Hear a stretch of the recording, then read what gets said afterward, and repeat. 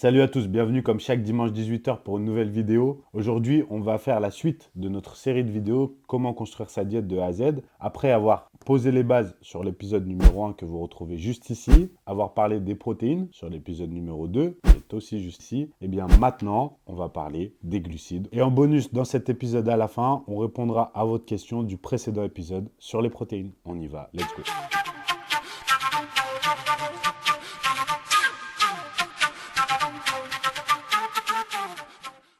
Avant toute chose, pardonnez-moi d'être assis comme ça et d'avoir un bonnet. Bon, pour le bonnet, c'est vite réglé, vous comprenez pourquoi. Il faut que j'aille chez le coiffeur, parce qu'on dit bien chez le coiffeur et pas au coiffeur, c'est ça? Ouais. Et concernant le fait que je sois assis, bon, j'ai quelques problèmes de dos, donc voilà. Peu importe, on y va pour les protéines, donc on va suivre la même structure que... Les glucides. Ah putain, ok. Peu importe, on y va pour les glucides, action. Avant toute chose, ce qu'il est intéressant de dire sur les glucides, c'est que contrairement aux protéines et aux lipides, physiologiquement parlant, pour simplifier, on pourrait dire scientifiquement parlant, c'est le seul des trois macronutriments dont on entend principalement parler, parce qu'il y a l'alcool après, mais on peut le placer sur le côté, qui n'est pas essentiel à la vie. Ce qui veut dire que via divers process physiologiques justement, si jamais vous manquez de glucides, si vous n'en consommez pas, votre corps est tout de même capable de fonctionner, et on va dire de survivre. Ce qu'il est capable de fonctionner certes, mais ce qu'il est capable de bien fonctionner de manière optimale, non, on va le voir. C'est le principal problème lorsque l'on entend le discours on n'a pas besoin de glucides pour vivre, effectivement, mais on parle pour vivre. On ne parle pas pour maigrir de manière optimale, performer de manière optimale ou même simplement pour être en bonne santé. Donc ça, c'est la première chose que l'on doit absolument mettre au centre de notre discours et de notre réflexion. Ensuite, deuxième point, c'est que lorsque l'on entend ce discours que les glucides sont non essentiels à la vie, on se dit aussi souvent que les glucides sont reliés à l'effort physique. Et que donc, si l'on ne va pas bouger, si l'on va rester immobile, par exemple, si on va se coucher ou si on va le dimanche ne rien faire, les jours de repos pour ceux qui s'entraînent, jour on, jour off, on n'a pas besoin de consommer de glucides ou du moins un minimum. Eh bien, ce discours aussi n'est pas vrai. Parce que même si pendant l'effort physique, effectivement, le principal substrat énergétique, comprenez par là macronutriments, on va dire pour simplifier, ce sont les glucides, et que dans la vie de tous les jours, la principale source d'énergie préférentielle de votre corps, ce sont les glucides. J'ai bien dit préférentiel, ce qui ne veut pas dire que les protéines et les lipides ne peuvent pas être utilisés, hein, comprenez bien mon discours, mais la préférée, la plus simple à utiliser, la plus fonctionnelle pour votre organisme, pour votre physiologie, ce sont les glucides. Ça, il faut bien le comprendre. Donc lorsque vous entravez ça, lorsque vous ne consommez pas de glucides, eh bien vous voyez bien que dans la machine, il y a quelque chose qui s'enraye dans le bon fonctionnement, quelque chose qui change, et on peut penser que c'est positif, mais en réalité, lorsque l'on compare les deux, ce n'est pas forcément le cas.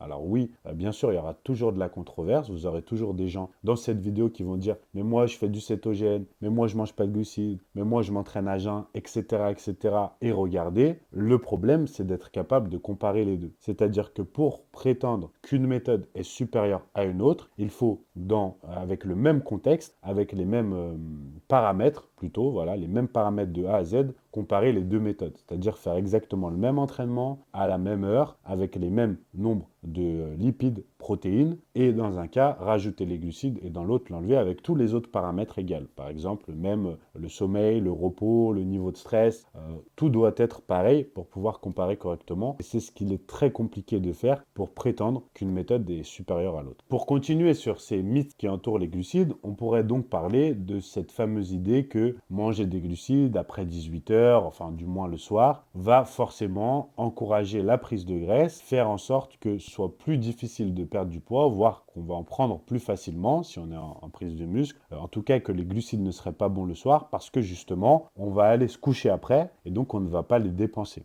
Eh bien là, sur ce point-là, très précisément, déjà on a de véritables données scientifiques qui prouvent que ce n'est pas le cas. Et ensuite, même si l'on réfléchit bien physiologiquement parlant, sans avoir besoin d'études précises sur ce point, mais en étudiant le fonctionnement de l'organisme dans son ensemble, il faut le voir exactement comme une voiture. Je pense que c'est le meilleur exemple, je l'ai déjà cité de nombreuses fois sur cette chaîne, c'est que si vous avez une voiture avec un réservoir de 50 litres, que vous fassiez le plein de votre voiture en mettant 50 litres d'essence parce qu'il était totalement vide, admettons, à 8 heures le matin ou à 8 heures le soir, c'est la même chose. Ensuite, si on prend le même exemple et que vous mettez, par contre, vous essayez du moins de mettre 51 litres à 8 heures heures le matin ou à 8 heures le soir, ou si vous voulez 20 litres à 8 heures le matin, 31 litres le soir, vous dépassez les 50 litres, et bien là, on peut voir ça comme un excédent calorique et une prise de gras. Et en vérité, il faut le voir de la même manière pour la quantité de glucides et de manière générale, la quantité de calories. C'est-à-dire que ce ne sont pas directement les glucides qui pourraient vous faire grossir et vous faire prendre du gras. Ce sera les glucides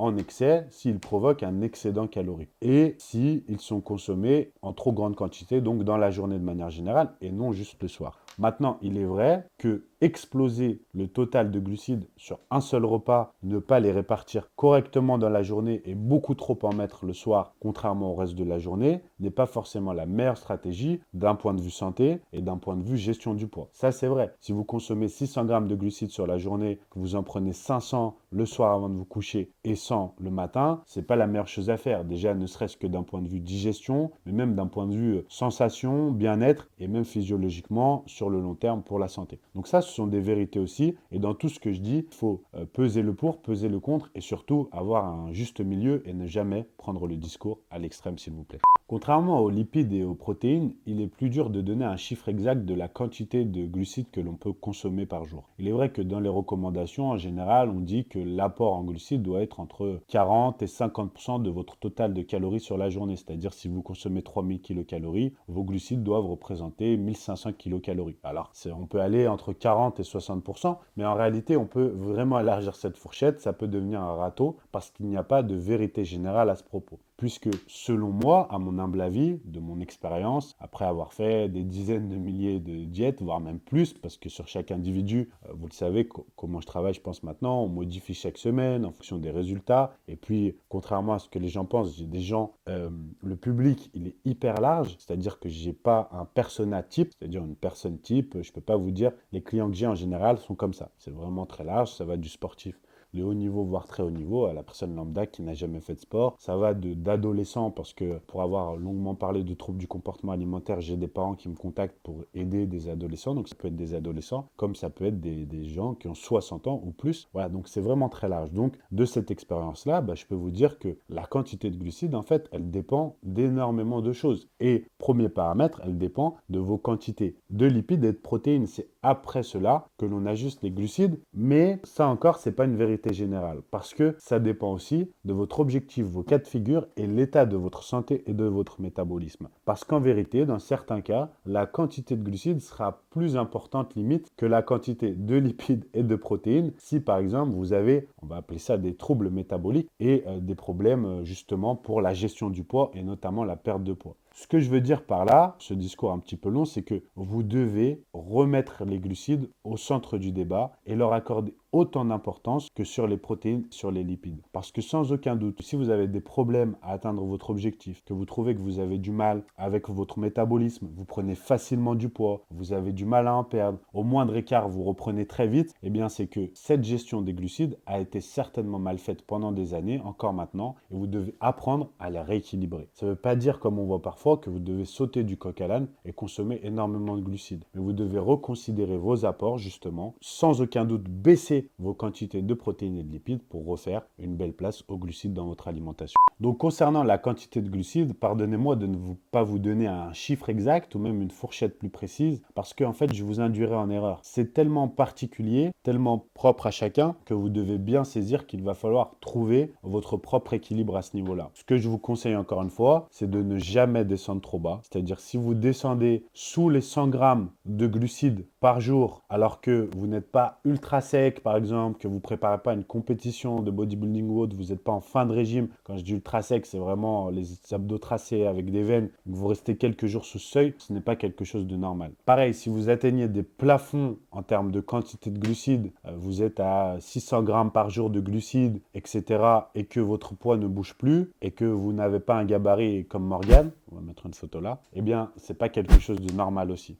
Il faut regarder du côté des autres nutriments. Les glucides, il ne faut jamais les diaboliser, mais il ne faut jamais non plus en faire l'apogée. C'est-à-dire qu'aujourd'hui, on est arrivé dans une course à la surconsommation. pour vendre, les coachs sur Internet de manière générale mettent en avant le fait, regardez, mon client, ma cliente consomme tant de calories, mon client, ma cliente consomme tant de quantité de glucides. Mais en vérité, ce n'est pas quelque chose de sain, ce n'est pas quelque chose de bon de surconsommer. Voilà, il faut bien voir ça. Il y a un juste milieu. Et lorsque l'on consomme des quantités astronomiques de nourriture et que l'on n'arrive plus à prendre du poids, à prendre du muscle, peut-être qu'il y a quelque chose que l'on a mal fait dans le processus et alors il faut le réfléchir.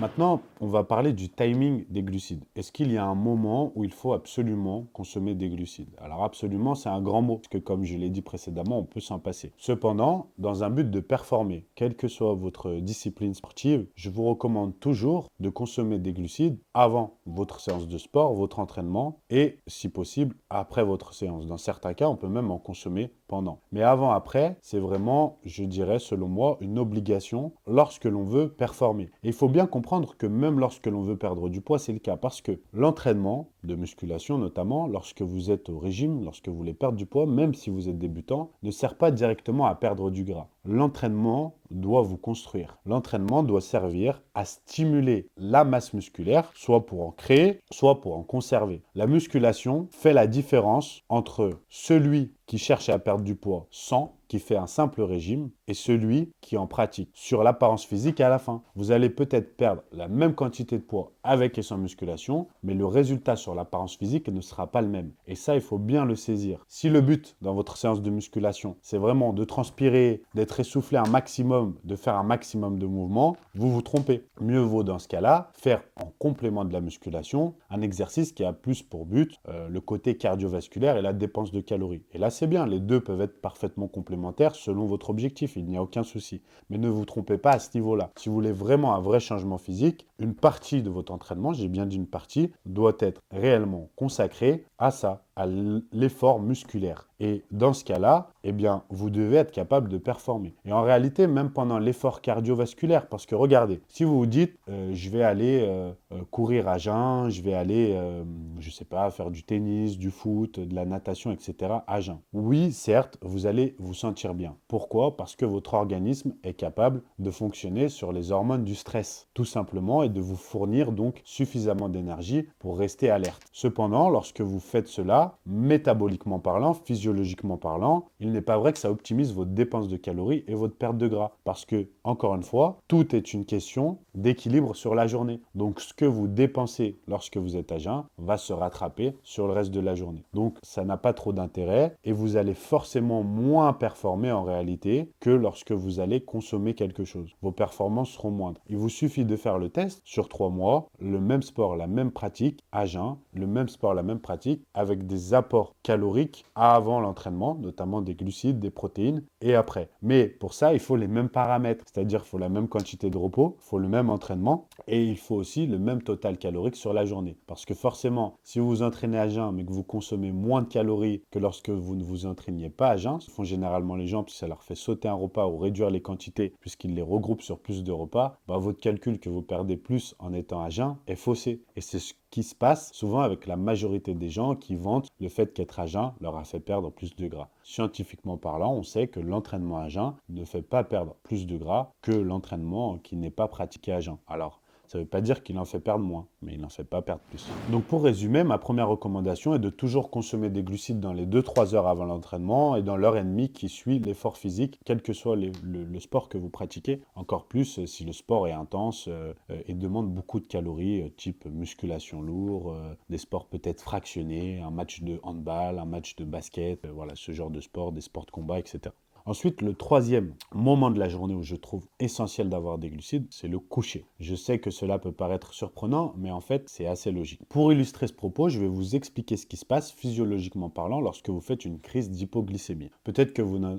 avez jamais fait, mais cette fameuse hypoglycémie, c'est lorsque vous avez l'impression de perdre connaissance. Vous savez, toutes vos forces vous abandonnent et vous êtes à la limite de l'évanouissement, vous voyez trouble, les yeux se ferment, vous pouvez avoir mal à la tête, voilà. Il y a chute de tension, hypoglycémie, bon les deux peuvent être similaires, mais là on parle vraiment d'une hypoglycémie. Qu'est-ce qui se passe physiologiquement parlant lorsque vous faites une hypoglycémie? Eh bien tout simplement, votre taux de sucre dans le sang chute énormément et le but de votre corps, c'est de maintenir vos réserves de sucre un minimum, au moins de préserver votre organisme pour que votre cerveau continue de fonctionner. Donc en fait, c'est un mécanisme on-off, c'est-à-dire que comme vous arrivez à bout de force, mais que vous continuez, entre guillemets, l'effort ou que vous essayez encore et encore de dire à votre organisme, puise dans tes réserves, lui, il n'en a plus et se dit, pour que le cerveau puisse continuer de fonctionner, que vous puissiez continuer de respirer et de vivre, eh bien, il vous met en off. Il vous dit non, stop, fini. Donc, vous êtes KO par terre. Ça ne veut pas dire que vous êtes mort. Ça ne veut pas dire que vous êtes dans le coma. Ça veut dire que votre organisme se met en mode réserve. Il met le mode veille comme vous mettez sur le téléphone. Le mode veille, c'est fini. Tac. On garde un minimum de batterie pour les appels de secours. Bah là, on garde un minimum d'énergie pour que le cerveau continue de fonctionner. Et ce qu'il faut savoir, c'est que lorsque vous êtes dans cet état-là, votre cortisol, donc vos hormones du stress de manière générale, mais l'hormone destructrice numéro 1, l'hormone qui va... Alors attention, ne me faites pas dire ce que j'ai pas dit encore, le cortisol n'est pas délétère, il faut du cortisol, mais là, d'un coup, vous êtes en excès. Voilà, il faut un équilibre. Donc d'un coup, il y a surproduction de cortisol et d'hormones du stress parce que c'est un état d'agression. Voilà. Si vous faites courser par un lion ou si vous faites une hypoglycémie, je pense que les taux de cortisol peuvent s'en rapprocher dans un cas comme dans l'autre. Voilà, même si la réaction n'est pas la même. Donc il faut bien comprendre ça. Donc à quoi sert cet exemple? Il vous montre que lorsque les glucides sont très bas et que votre organisme en a besoin, il y a ce mécanisme-là. Donc les glucides ne sont pas essentiels à la vie, mais vous comprenez le cheminement. Maintenant, qu'est-ce qui se passe le soir? Lorsque un cycle de cortisol fonctionne de manière normale, alors sur une personne qui a un rythme classique, c'est-à-dire se lève le matin et se couche le soir, parce que vous pouvez travailler en décalé, eh bien dans ce cas-là, normalement, le cortisol est élevé au réveil et le cortisol est plus bas le soir. Pourquoi? Parce que si le cortisol est élevé le soir, forcément, vous êtes en état d'alerte. Donc, vous n'allez pas avoir cet état d'apaisement qui va vous permettre de vous endormir. Or, il se peut que le cycle de cortisol s'inverse, se dérègle. Et c'est parfois directement relié justement à vos habitudes alimentaires. Ce qu'il faut comprendre, c'est que lorsque vous consommez des glucides, la consommation de glucides va aider à faire baisser ce taux de cortisol et les hormones du stress de manière générale, va amener de l'apaisement. Et ce n'est pas forcément que le sucre, parce qu'on associe parfois le sucre à ça, c'est encore différent. Je parle vraiment des glucides de manière générale. C'est-à-dire que manger du riz, des pâtes, des fruits, ça fonctionne. Donc, le fait d'aller consommer des glucides le soir va aider, quoi qu'il arrive, même si votre cycle de cortisol fonctionne de manière normale, à l'apaisement, à cette fameuse baisse du cortisol, à aider à mieux dormir. Le sommeil, on le sait, est absolument primordial pour la performance, pour la perte de poids. C'est-à-dire qu'on sait que scientifiquement parlant, le fait de bien dormir aide énormément à favoriser la perte de poids et à prendre du muscle, à tous les processus physiologiques pour que vous soyez en bonne santé. Du coup, vous comprenez bien que consommer des glucides le soir va favoriser la baisse du cortisol, du moins à un taux plus normal. Voilà, ça ne va pas le supprimer. Le but, c'est pas du tout de le supprimer. Va aider à mieux dormir et donc physiologiquement, c'est un cercle vertueux pour bien progresser. Donc là où les glucides sont essentiels selon moi, avant, après l'effort et au coucher, donc autour du coucher, à votre dernier repas de la journée, comprenez bien. Mais après, plus vous espacez le dernier repas de la journée du coucher, et moins ça fonctionnera.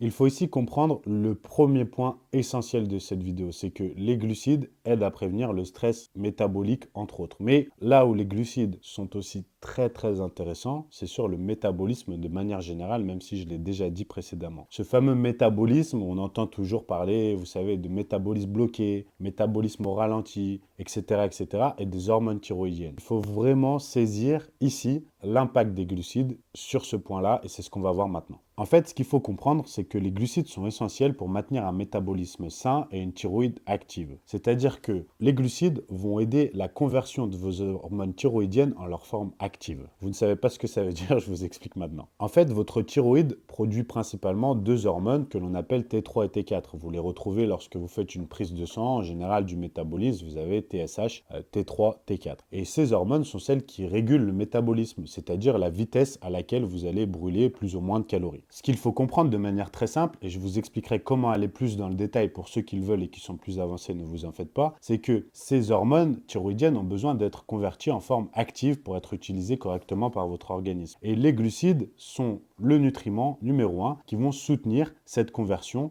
et cette forme active de T3, T4 et donc le bon fonctionnement de votre métabolisme via les hormones thyroïdiennes. Comme je le disais, lorsque vous faites une prise de sang, vous avez T3, T4, on vient d'expliquer ce que c'est, et vous avez aussi le fameux TSH. TSH, qu'est-ce que vous devez retenir à ce niveau-là? Le taux de TSH est important parce que c'est ce qui va faire en sorte que vous produisiez suffisamment de T3 et de T4. C'est-à-dire que la TSH est nécessaire pour produire justement ces deux hormones qui, je le rappelle, vont réguler le métabolisme. Donc ce trio est fondamental. Les glucides soutiennent vraiment ce processus, ce trio, pour qu'il fonctionne bien, ni trop ni pas assez, parce que le but c'est ni d'être en hypothyroïdie, ni d'être en hyperthyroïdie, mais d'avoir un métabolisme qui fonctionne correctement. Maintenant, vous demandez très certainement quel type de glucides consommer. Il est vrai qu'il en existe beaucoup. On peut parler de glucides dans les légumes, dans les fruits, dans les sources d'amidon, dans les tubercules. On peut parler des glucides simples, tout ce qui est raffiné. On peut parler du sucre blanc, du sucre de canne,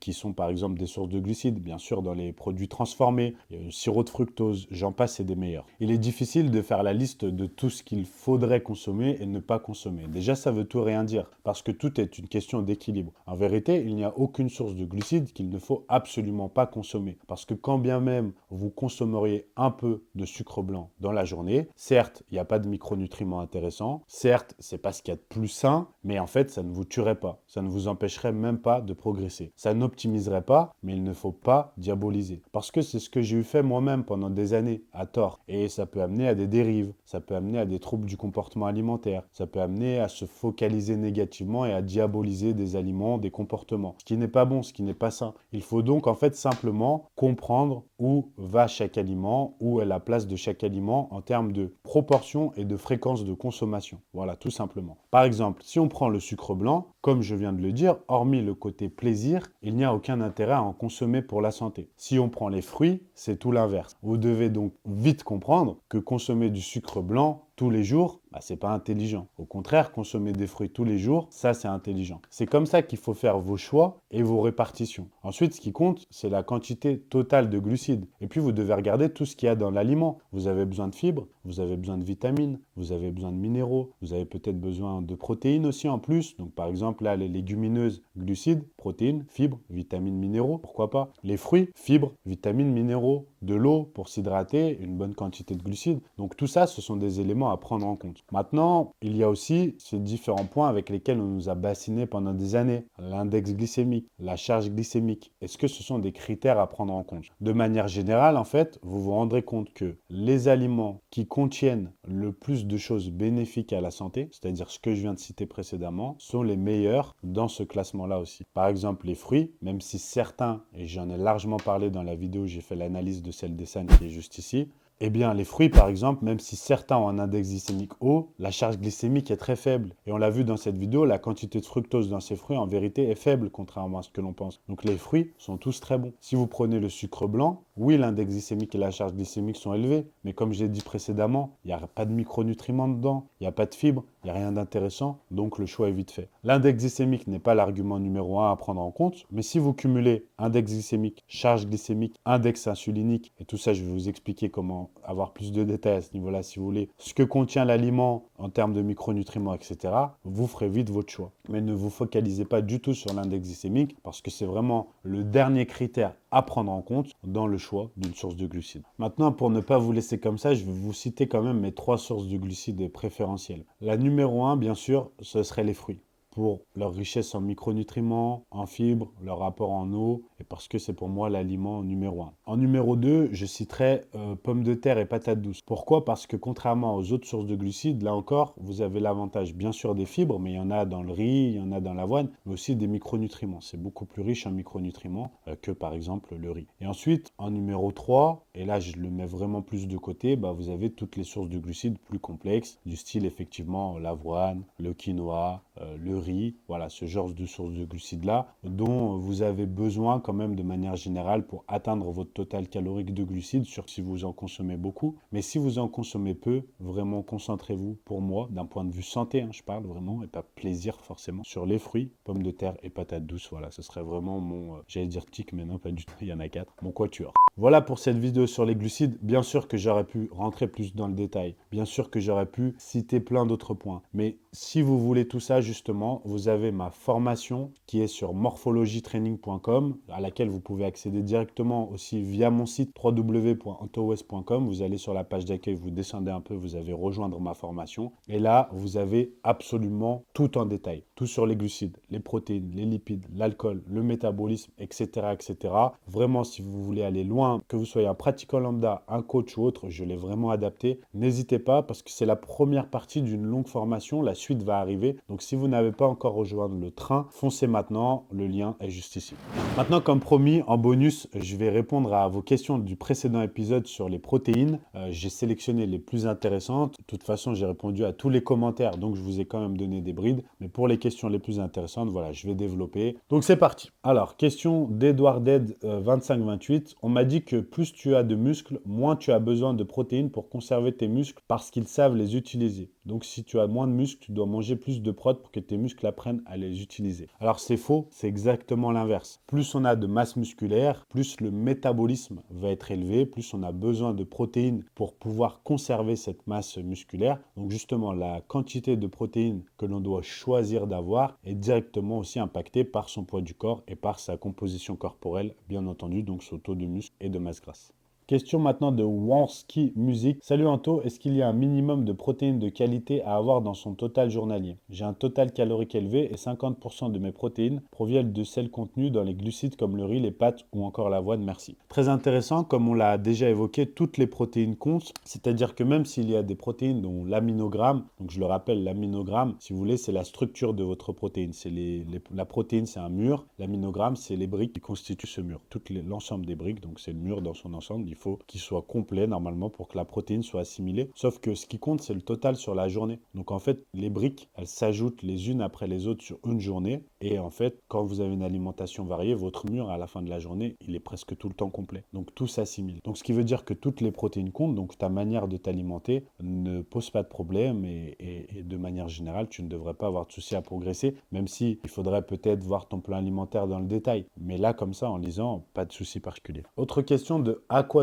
Est-ce que les jours sans entraînement, il faut prendre moins de protéines ou compléter sa diète les jours avec entraînement par un surplus type whey? Il est vrai que l'on a tendance à dire que les jours d'entraînement, il faut consommer plus de calories parce que l'on en dépense plus. C'est quelque chose que vous pouvez faire effectivement, notamment si vous avez un gros métabolisme, une diète cyclique. Cependant, je préfère pour ma part avoir une diète qui est égale chaque jour. Pourquoi? Parce que en fait, il est impossible d'estimer de manière précise la dépense calorique que va induire votre séance d'entraînement. C'est-à-dire qu'il est impossible de dire précisément, peu importe votre montre, etc., que ça va fonctionner comme ceci ou comme cela en termes de dépenses. Et pour le suivi après de la progression, c'est plus dur quand on a quelque chose qui justement à ce niveau-là ne donne pas des repères fiables. Voilà. Donc j'aime faire du cyclique, j'aime cycler, mais je n'aime pas trop le faire, sauf dans certains cas précis, sur les jours on et sur les jours off. Je préfère le faire sur des jours précis dans la semaine par exemple. Donc concernant la quantité de protéines, je ne suis pas un grand fan d'avoir des gros écarts entre les jours d'entraînement et les jours sans entraînement. Alors, question de Nico Delila 01 qui était justement pour la prochaine vidéo, donc celle-ci, donc je l'ai gardée. Que penses-tu de remplacer les féculents par des fruits le soir? Alors, j'en pense que c'est la même chose parce que les deux sont des sources de glucides au final dans ce que tu entends par féculent. La différence, c'est que si dans féculent tu entends riz, pâtes par exemple, bah, les fruits sont supérieurs en termes de santé, en termes de micronutriments, en termes de fibres, en termes d'apport pour l'hydratation. Donc je trouve que c'est très bien. La suite de ta question, est-il bon de manger des fruits le midi et soir après le repas? Oui, comme c'est bon de les manger avant, comme c'est bon de les manger pendant. En vérité, il n'y a pas de grosse différence métabolique à ce niveau-là. On entend souvent pour la fermentation, etc., qu'il faut manger les fruits qu'à ce moment-là ou autre. Non, la vérité, c'est qu'il faut manger des fruits qui sont bien mûrs, tout simplement, et qui sont digestes. Voilà. Mais ils sont digestes lorsqu'ils sont bien mûrs, lorsqu'ils sont de saison, ou alors ils peuvent ne pas être de saison, ils peuvent être surgelés. Voilà, il faut essayer de faire attention à la provenance de ces fruits, à la qualité et au mode de consommation. Par exemple, certains fruits vont être mieux digérés lorsqu'ils vont être cuits. Mais ça ne change rien, que ce soit après, pendant ou avant le repas. Question de Laetitia2408. Faut-il augmenter, comme je l'ai lu ou entendu, notamment dans les vidéos de Michael Gundil, les protéines en vieillissant? Alors, c'est une très bonne question. Ce qu'il faut comprendre, c'est que avec l'âge, le corps développe une sorte de résistance au système anabolique, c'est-à-dire que le développement de la masse musculaire devient plus difficile. Et en fait, il faut une quantité de leucine, un apport en leucine plus élevé pour que le processus fonctionne comme il fonctionnait auparavant lorsque vous étiez plus jeune. Et dans leucine, c'est un acide aminé essentiel qui est présent dans les protéines. Donc effectivement, la quantité de leucine et de protéines de manière générale doit être plus élevé avec l'âge pour le même résultat qu'auparavant. Question de Dulac Gwenaël, et ça rejoint cette vidéo. Y a-t-il un ratio à avoir entre les glucides simples et les glucides complexes dans la journée? Alors, je ne pourrais pas citer un ratio exact parce qu'encore une fois, ça dépend, comme je l'expliquais précédemment, de sa consommation de calories de glucides de manière générale, mais la majorité des glucides doivent être des glucides complexes dans l'idéal. Comprenez plutôt des glucides sains, je préfère ce terme, c'est-à-dire des glucides qui ont un réel intérêt nutritionnel au-delà de l'apport en glucides. Voilà, je vais le résumer comme ça. C'est-à-dire qui apportent de véritables bénéfices sur d'autres points santé, micronutriments, fibres, etc., etc. Et je pense que vous ferez plus facilement le choix comme ça qu'en vous disant juste le sucre c'est mauvais, ce qui est ridicule. Voilà pour les questions, j'en ai sélectionné quelques-unes, il y en avait trop pour tout y répondre en vidéo, mais dans les commentaires, vous verrez, vous avez toutes les réponses comme d'habitude. Encore une fois, n'hésitez pas à commenter celle-ci, à poser vos questions si vous en avez, et on y répondra lors de l'épisode sur les lipides. Un grand merci à tous pour votre soutien, et on se retrouve dimanche prochain, 18 h, pour une nouvelle vidéo, mais cette fois-ci sur l'entraînement avec Morgane. A plus, bye bye.